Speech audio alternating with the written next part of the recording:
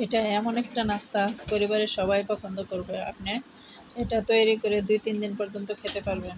কিন্তু কে আর খাওয়া যায়? আমি একটু বেশি করেই বানাইলাম, কিন্তু দেখা গেল যে নিমেষেই শেষ।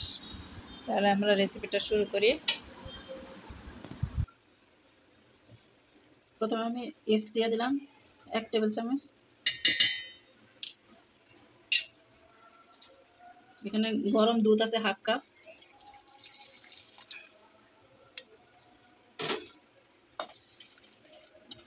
এখন আমি একটু নেড়ে চেড়ে এটা ঢেকে রাখবো। আমি এখানে 2 টেবিল স্পুনের মতো বাটার দিয়ে দিচ্ছি। এখানে তেলও দেওয়া যেতে পারে, আমি বাটারটাই দিলাম।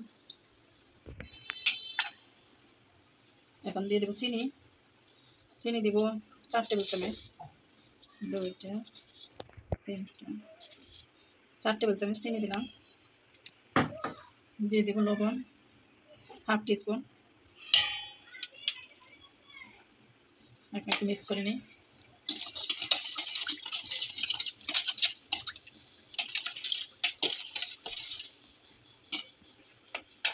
এখন আমি আটাটা দিয়ে দিচ্ছি। আটা এখানে নিব 3 কাপ আটা।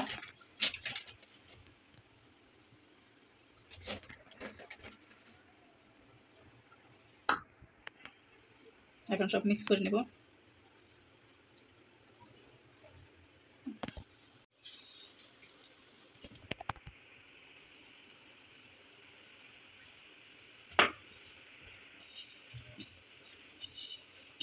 ভালো করে গুলায় নিতে হবে, আরও দুধ লেগে যাবে।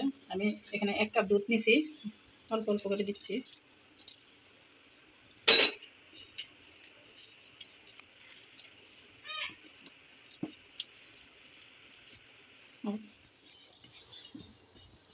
আটাটা গুলানো হয়ে গেছে গা। এখন আমি ঢেকে রাখবো 10 মিনিটের জন্য।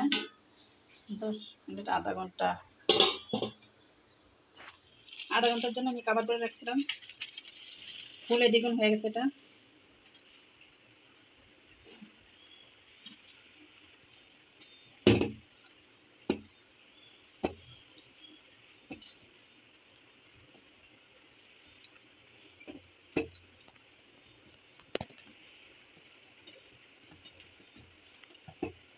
আর একটু ডলে নেবো ভালো করে। ডলে রুটির গোলা বানিয়ে নেব।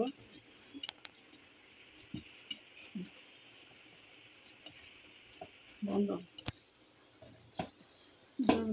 বেশি আটা দেওয়া যাবে না, এখন ছোটো ছোটোগুলো বানিয়ে নিব আমি।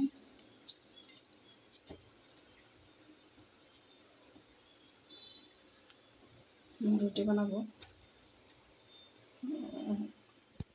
আমি। এখন এটাকে রুটি করে বেলে নিব।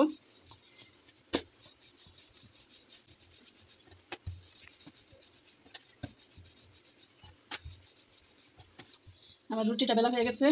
এখন আমি এটার মধ্যে বাটার লাগিয়ে নিব। হাত দিয়ে ভালো করে বাটারটা লাগিয়ে নিলে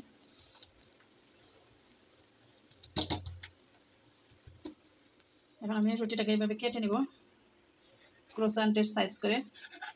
ক্রোসান্ট যেভাবে বানায়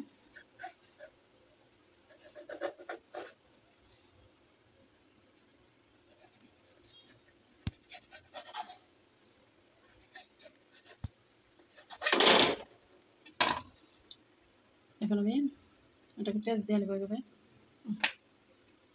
প্রত্যেকটাকে ক্রোসান্ট বানিয়ে নেব। ক্রোসান্ট কীভাবে বানায় একটু টেনে টেনে বানাইতে হবে। টেনে টেনে বানাইলে ভালো। এটাকে আমি এইভাবে টেনে টেনে নেব। একটু টেনে টেনে বানাইলে জিনিসটা সুন্দর হবে আর কি। এই যে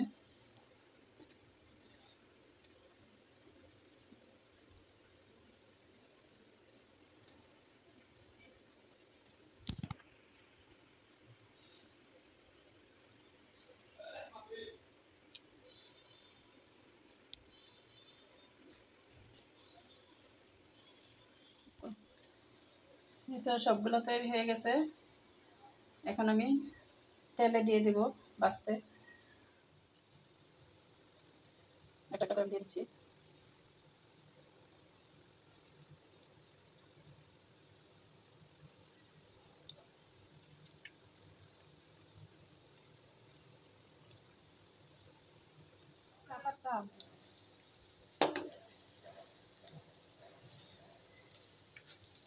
এই তো সবগুলোই সমান সমান করে উল্টায় দিতে হবে।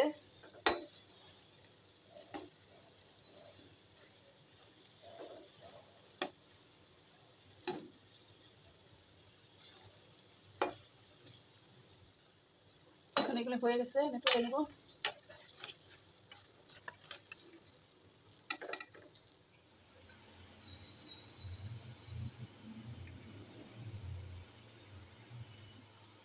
দেখেন এটা কি সুন্দর হয়েছে, দেখতে যেরকম সুন্দর হয়েছে, নরম হয়েছে তুলতুলে, আর খেতেও সে দারুণ। চায়ের সাথে খেতে তো জাস্ট ওয়াও।